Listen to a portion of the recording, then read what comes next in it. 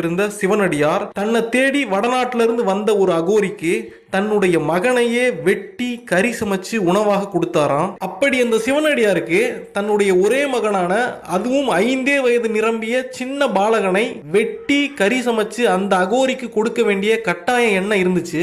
இவ்வளவு பெரிய தியாகத்தை பண்ணி அந்த அகோரிய சந்தோஷப்படுத்தி அவர்கிட்ட இருந்து பிரதிபலனா இவர் என்ன எதிர்பார்த்தாரு? நம்முடைய தமிழ்நாட்டிலேயே சுமாரா 30-40 வருஷத்துக்கு முன்னால நிறைய இடங்கள்ல புதையலுக்காக நரபலி கொடுத்துக்கிட்டு இருந்த கதையெல்லாம் நடந்துகிட்டு இருந்துச்சு.